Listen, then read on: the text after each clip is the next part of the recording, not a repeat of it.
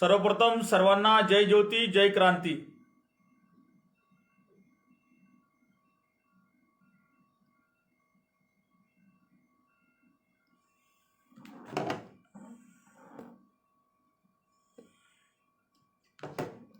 आवाज येतोय सर्वांना माझा?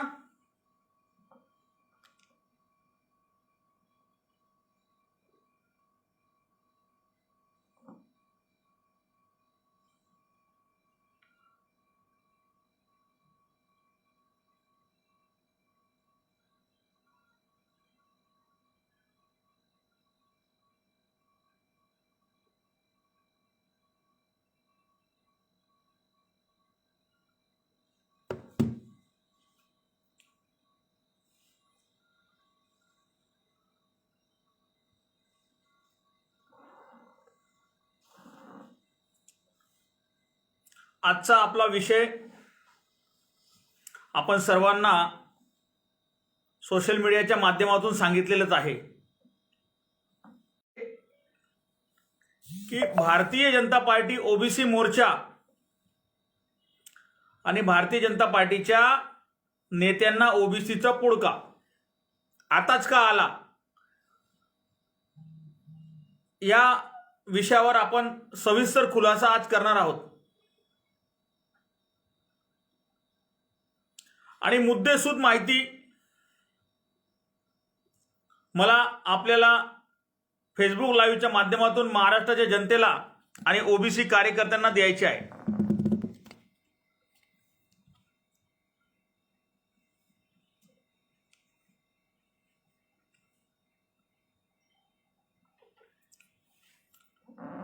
काल परवा भाजपा ओबीसी मोर्चाची मेळावा मुंबईला झाला। यामध्ये बीजेपीचे ओबीसी मोर्चाचे पदाधिकारी व इतर पदाधिकारी एकत्र करून एक ओबीसी नावाने ओबीसी मोर्चा या आघाडीचा मेळावा संपन्न झाला। हा मेळावा मी बघत होतो। या मेळाव्यामध्ये भारतीय जनता पार्टीचे प्रदेशाध्यक्ष चंद्रकांत पाटील, महाराष्ट्र राज्याचे सन्माननीय विरोधी पक्ष नेते देवेंद्रजी फडणवीस यांचे दोघांचे भाषण झाले आणि दोघांचे भाषण ऐकून हा खुलासा करावासा वाटला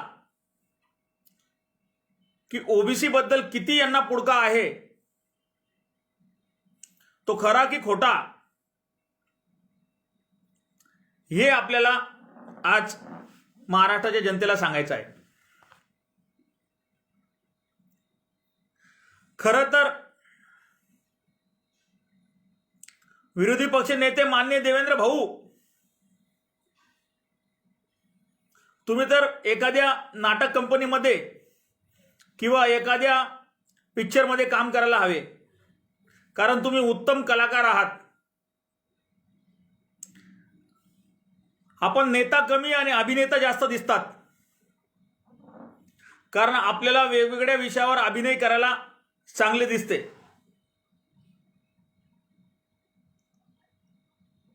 काय मुद्दे मांडलेत आणि काय चर्चा झाली ओबीसी मेळाव्यामध्ये बीजेपीच्या, मी थोडक्यात त्याची एक समरी तयार केली आहे। फक्त मुद्दे तयार केलेले आहेत। भाजपाचा ओबीसी मोर्चा मेळावा म्हणजे ही बीजेपी मधल्या ओबीसी कार्यकर्त्यांची बोळवण आहे। काय आहे? बोळवण।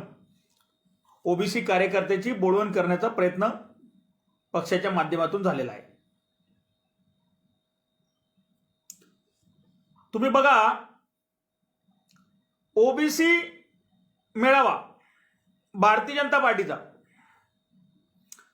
आणि व्यासपीठावर एकही ओबीसी आमदार नाही, एकही ओबीसी माजी मंत्री नाही,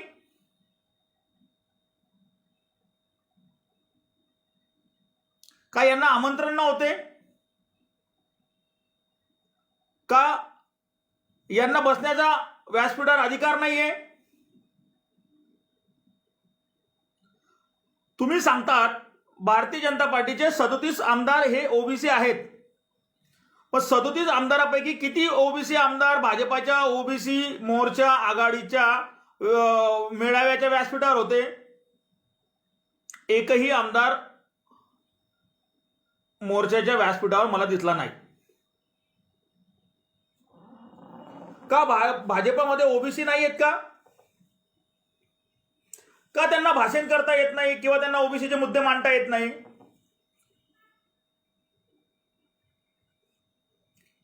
ओबीसी मोर्चा आघाडीचा मेळावा पंकजा मुंडे नाहीत, देवेनी फरांदे नाहीत, मनीषा चौधरी नाही, अतुल सावे नाही, धनगर समाजाचे नेते डॉक्टर महात्मे नाहीत, संजय कुटे नाहीत, अजून अनेक असे 37 आमदार तुम्ही सांगतात, त्यापैकी एकही नेता किंवा आमदार ओबीसी मोर्चाच्या मेळाव्याला तुमच्या नाव उपस्थित नाही.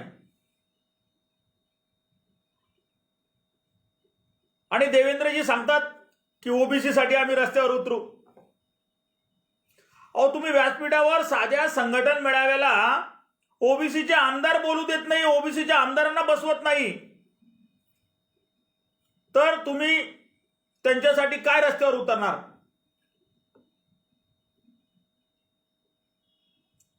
तुम्हाला काय माहिती आहेत ओबीसीचे प्रश्न काय आहेत? आईला जेवढं माहित असेल तेवढं मावशीला कसं कळणार की आपल्या लेकरूला काय पाहिजे आहे? आणि ओबीसी आमदारच व्यासपीठावर नाहीत. आपण सांगितलं की आपल्या सरकारने, भाजपा सरकारने ओबीसीचा मंत्रालय सुरू केले. मान्य आहे, मंत्रालय सुरू करण्यापर्यंत तुमचं अभिनंदन खरंच. परंतु पुढे काय? त्या मंत्रालयाला सचिव नाही. तुम्ही फक्त ओबीसींना कुंकू लावला, बाकी इतर काही नाही, निधी नाही. त्या मंत्रालयाला सचिव नाही, मंत्रालयाच्या मध्ये स्टाफ नाही. 5 वर्षाच्या कार्यकाळामध्ये भारतीय जनता पार्टीने ओबीसी मंत्रालयामध्ये कोणत्या योजना आखल्या? किती ओबीसी तरुणांना बिनव्याजी कर्ज दिले? हे ओबीसी मोर्चाने स्पष्ट करावे, उगाच लोकांना येडं बनवू नये. महाज्योती संस्था स्थापन केली. महाज्योती संस्था तुम्ही स्थापन केली, बरोबर आहे, पण त्या संस्थेला नुसती खाली संस्था, तिलाही कुंकू लावला आणि त्याच्यामध्ये निधी नाहीये. 5 वर्ष भाजपाचं सरकार होतं, 5 वर्षामध्ये तुम्हाला निधी देता आला नाही त्यांना. त्या संस्थेला आता महाविकास आघाडीने 10 कोटीचा निधी दिलेला आहे आणि त्याची प्रोसेस आता सुरू आहे. का तेव्हाच्या सरकारमध्ये फंड नाही होता का?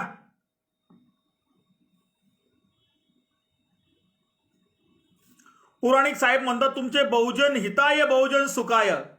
मला त्यांचं वक्तव्यावर अर्धा तास हसू आलं. अरे, भाजपवाल्यांना काय अधिकार आहे बहुजन हिताय बहुजन सुखाय बोलण्याचा? अधिकार भाजपने गमावलेला आहे.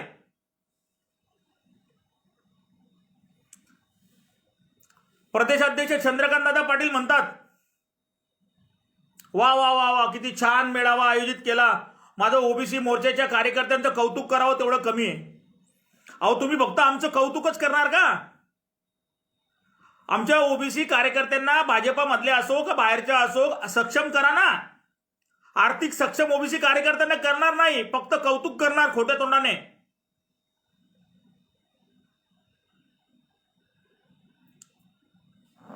निधी तुम्ही तुमच्या इथं घेऊन जा, पश्चिम महाराष्ट्रात घेऊन जा, विदर्भात घेऊन जा. इतर ठिकाणी ओबीसी राहत नाही, ओबीसीसाठी निधी नाही आणि फक्त कौतुक करतात. चंद्रकांत दादा, आपणास माझी विनंती आहे की आपण आमचं कौतुक करण्यापेक्षा आमच्या ओबीसी कार्यकर्त्यांना आर्थिक सक्षम करा, त्यांच्यासाठी योजना आखा, योजना द्या. भाजपाने एक तरी ओबीसीच्या कार्यकर्त्याला आर्थिक सक्षम करण्याचा प्रयत्न केला आहे का? याचे उत्तर नाही येणार. आमचे देवेंद्र फडणवीस विरोधी पक्ष नेते म्हणतात भाजपाची ओळख, भारतीय जनता पार्टीची ओळखच ओबीसी समाजाची आहे. ओबीसी म्हणूनच भारतीय जनता पार्टीला ओळखले जाते. काय हास्यास्पद गोष्ट आहे. इयत्ता दुसरीच्या मुलाला जरी विचारलं की बीजेपी हा कोणाचा पक्ष आहे, तर तोही सांगेल की ओबीसी तिथे हमाल आहेत आणि ब्राह्मण आणि भटांचा पक्ष हा बीजेपी आहे. आणि तुम्ही काय सांगतात आम्हाला की ओबीसींचा आहे. पत्तरवाड्या उचलायला ओबीसी, मंडप जमा करायला ओबीसी आणि सत्ता भोगायला जोशी.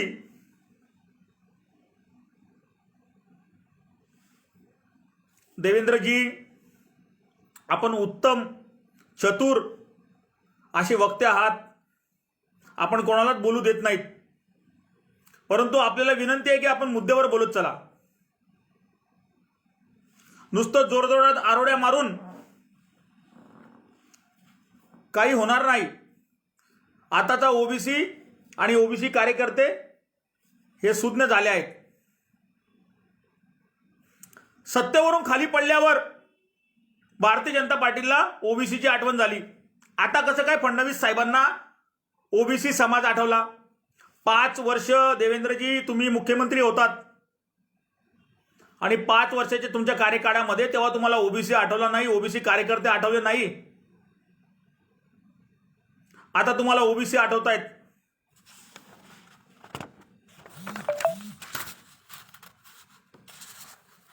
आपण सांगितले की भाजपामध्ये 37 आमदार ओबीसी आहेत.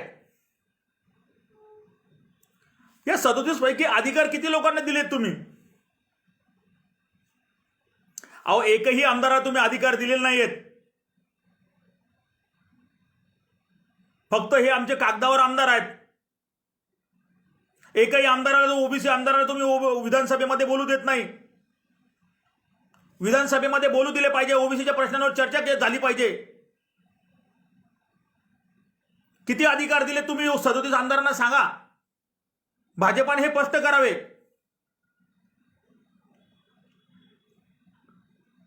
देवेंद्रजी, आपण बोललात, ओबीसी मोर्चाच्या अध्यक्षांना बोललात की ओबीसी हा महत्वाचा घटक आहे आणि काळ हा संघर्षाचा आहे.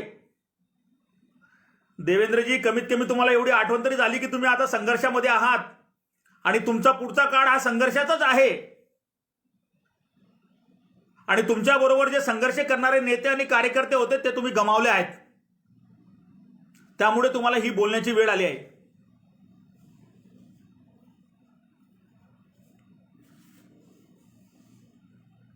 आपण सांगितलं अध्यक्षांना, मोर्चाच्या अध्यक्षांना आपण तुमच्या सांगितलं की 346 जाती आहेत आणि 346 जातीमधल्या प्रत्येक जातीच्या 5 व्यक्तींना एकत्र घेऊन आगामी मेळावा, तुम्ही पुढचा मेळावा घ्या की जेणेकरून सर्व जाती धर्माचे लोक त्याच्यामध्ये दिसले पाहिजेत.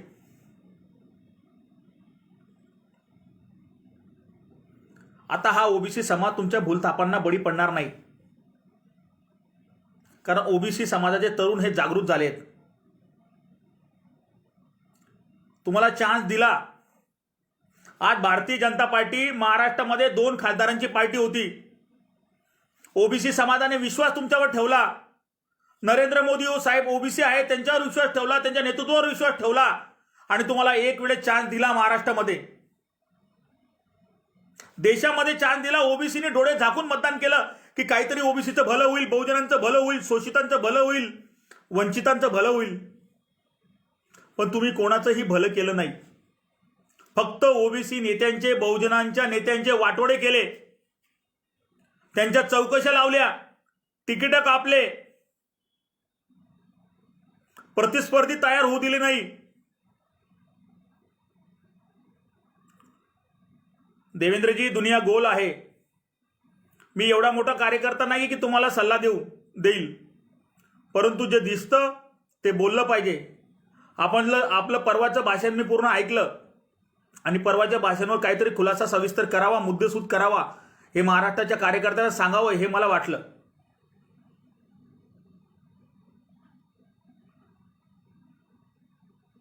मला सांगा 5 वर्षाच्या कार्यकाळामध्ये तुम्ही जेव्हा मुख्यमंत्री होतात देवेंद्रजी, 5 वर्षाच्या काळामध्ये आपण सत्तेवर होतात, किती ओबीसी आमदारांना आपण मदत केली?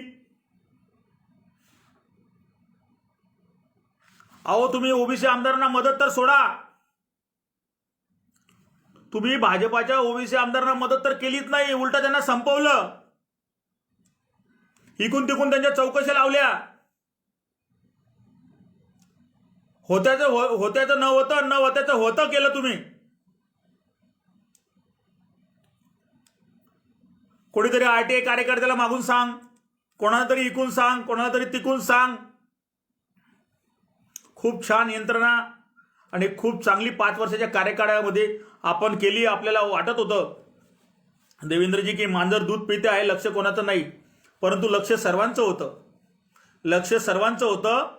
सरांनी एकच सांगितलं की मांजर नवीन आहे, मांजरीला आता तरी कोटा फुल भरेल दूध पिता पिता, पण मांजरीचा कोटा फुल भरलाच नाही. यामुळे आपण ओबीसीचा खोटा बनाव आणू नका.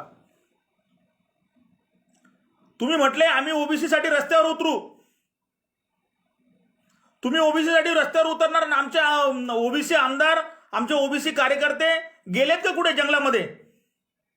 का गेले संन्यासाला? का त्यांना राजकीय संन्यास घ्यायला लावला तुम्ही?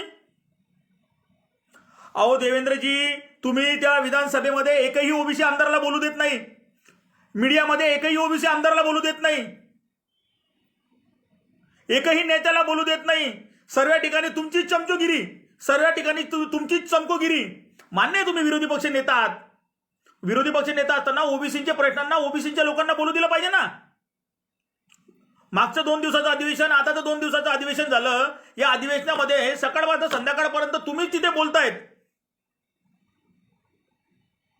इतर आमदार फक्त आणि फक्त सयाजीराव आहेत आणि आगामी काळात ते तेवढे राहतील याची शाश्वती नाही.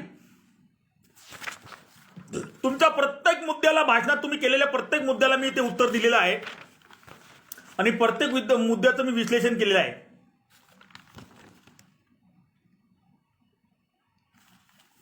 आपण म्हणता ओबीसी मध्ये आम्हाला वाटेकरी नको. वा वा वा. अहो साहेब, जे सवर्णांना 10% आरक्षण तुम्ही पास करून घेतलं ना, ते ओबीसींना द्या की, तेव्हा कळेल खरा की ओबीसीला तुम्ही काय देतायत. ओबीसी मध्ये तुम्ही म्हणता आम्हाला वाटेकरी नको, आम्ही रस्त्यावर उतरू, आणि आम्ही काय जंगलात झोपलो आहोत का? तुम्ही रस्त्यावर उतरणार आणि आम्ही काय करणार? देवेंद्रजी, आम्ही आमच्या आरक्षण वाचवण्यासाठी मजबूत आहोत, आमचे मनगट मजबूत आहे. आम्ही ज्वारीची बाजरीची भाकर खाणारे लोक आहोत, आम्ही बर्गर पिझ्झावाले नाही. त्यामुळे आमचं आरक्षण वाचवण्यासाठी आम्हाला दुसऱ्याची गरज नाहीये, आम्ही मजबूत आहोत. तुम्हाला माहित आहे की ओबीसीच्या नावावरच तुमचं दुकान चालणार आहे, अन्यथा तुमचं दुकान हे बंद होईल. त्यामुळे तुम्हाला भीती आहे की जर आता ओबीसीची बाजू नाही घेतली तर आपल्याला आपलं दुकान बंद करावं लागेल.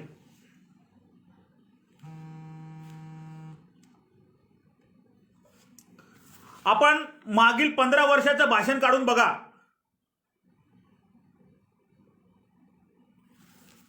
देवेंद्रजी, तुम्ही जेव्हापासून आमदार आहात तेव्हापासून विधानसभेतलं तुमचं भाषण काढून बघा. किती मुद्दे तुम्ही ओबीसीच्या विधानसभेत मांडलेत? काढा तुम्ही रेकॉर्ड, दाखवा आम्हाला.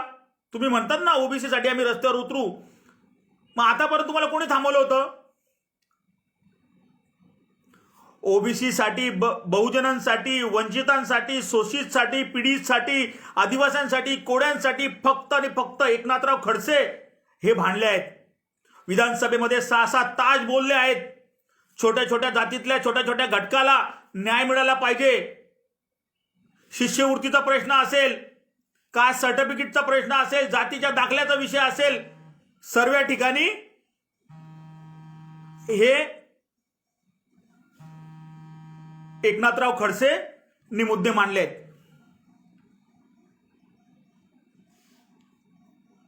अहो तुम्ही सांगतात ओबीसींना मदत केली. अहो तुम्ही 5 वर्षाच्या कारकिर्दीमध्ये मुख्यमंत्रीजी, देवेंद्रजी तुम्ही मुख्यमंत्री होता तेव्हा 5 वर्षाच्या काळामध्ये एकही ओबीसीच्या शासकीय अधिकाऱ्याला तुम्ही आरक्षणाचा फायदा मिळवून दिलेला नाहीये.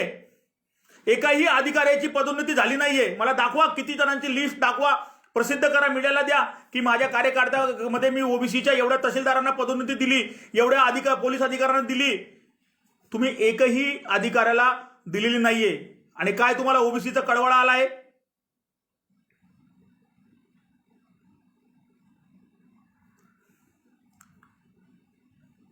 चंद्रकांत दादा, तुम्ही पक्षाचे अध्यक्ष आहात. तुम्ही म्हणतात कार्यकर्त्यांचं मी कौतुक करतो. फक्त कौतुकच करा, कारण या पलीकडे तुम्हाला काही येणार नाही. आयत्या पिठावर नागोबा तुम्ही आहात. अहो तुम्हाला चंद्रकांत दादा, तुम्हाला ओबीसीच्या कार्यकर्त्यांची जाण नाहीये, महाराष्ट्रातल्या जनतेची जाण नाहीये. तुम्ही फुटबॉल खेळण्यासाठी ग्राउंडवर जातात असा तुमचा पोशाख आहे.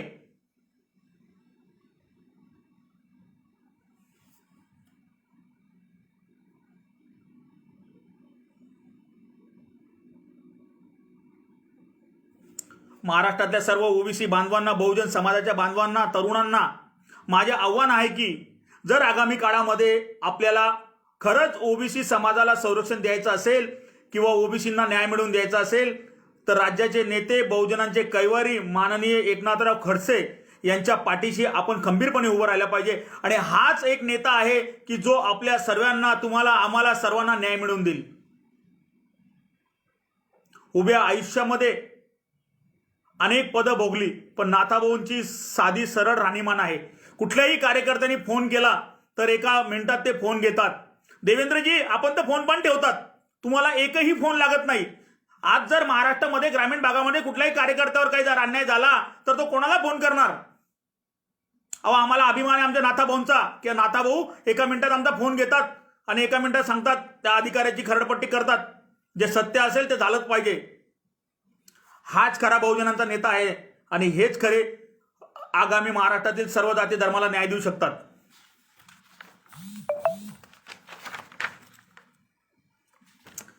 देवेंद्रजी, तुम्हाला हे चांगलं माहीत आहे. मराठा समाजाला तुम्ही आरक्षण दिलं. मराठा समाजाने मागील काळामध्ये तुम्हाला मतदान केलेलं नाहीये. तुम्ही आरक्षण जरी दिले, काही केलं तरी त्यांनी तुम्हाला मतदान केलेलं नाही. हे तुम्हाला चांगलं माहीत आहे. तुमची वोट बँक फक्त आणि फक्त ओबीसी आहे. म्हणून तुम्हाला माहीत आहे की आता ओबीसीला गोंजारल्याशिवाय पर्याय नाही. आणि ओबीसी समाज आता या तुमच्या याच्यामध्ये येणार नाही. ओबीसीच्या तरुण कार्यकर्त्यांना आम्ही गावोगावी सर्व ठिकाणी संदेश देऊ.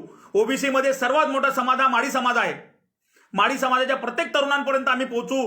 बहुजनांच्या धनगरांच्या तरुणांपर्यंत पोहोचू. सर्व नेत्यांना आम्ही सांगू. आपण बोलले काळ संघर्षाचा आहे. पहिल्यांदा तुम्ही खरं बोलले देवेंद्रजी, संघर्षाचा काळ आहे. खरंच आपला काळ यापुढचा संघर्षाचा आहे.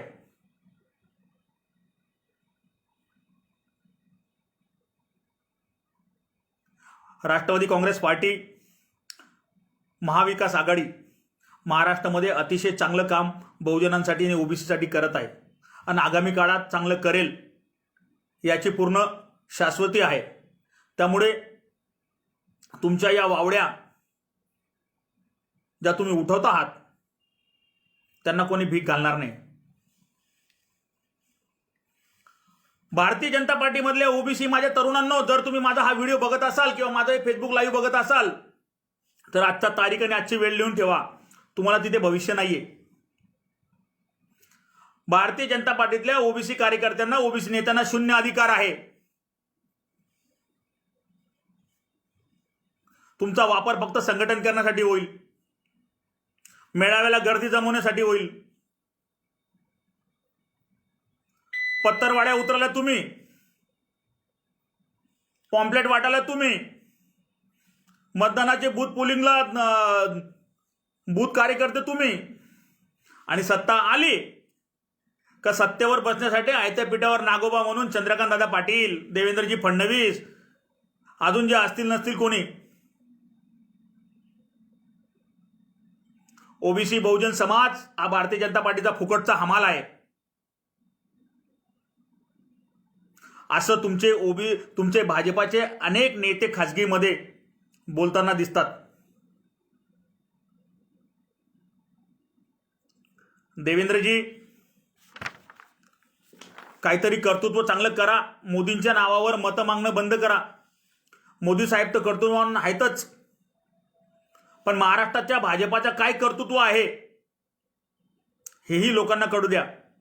आणि महाराष्ट्रातला बहुजन समाज आता तुमच्या वावड्यांना आणि तुमच्या फसव्या मेळाव्यांना किंवा तुमच्या ओबीसीचे जे तुम्ही ढोंग करतायत त्याला फसणार नाही. लबाड लांडगय सोंग करतय ओबीसी साठी रस्त्यावर उतरण्याचं ढोंग करतय.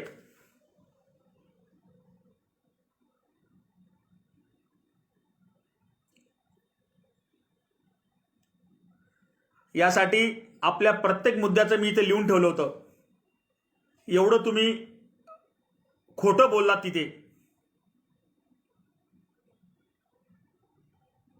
खरं तुम्हाला ओबीसीचं काही भलं करायचं होतं तर तुम्ही तुमच्या कारकिर्दीमध्ये ओबीसीचं मोठं काहीतरी भरीव कार्य असं केलं पाहिजे होतं. ओबीसी कार्यकर्त्यांना, ओबीसी नेत्यांना न्याय दिला पाहिजे होता. पंकजाताई, बावनकुळे, विनोद तावडे, नाथाभाऊ यांच्यासारख्या अनेक लोकांना आपण साईड ट्रॅक केलात. यामुळे तुम्हाला नियतीचा शाप लागला आणि आपण विरोधी पक्ष नेते झालात.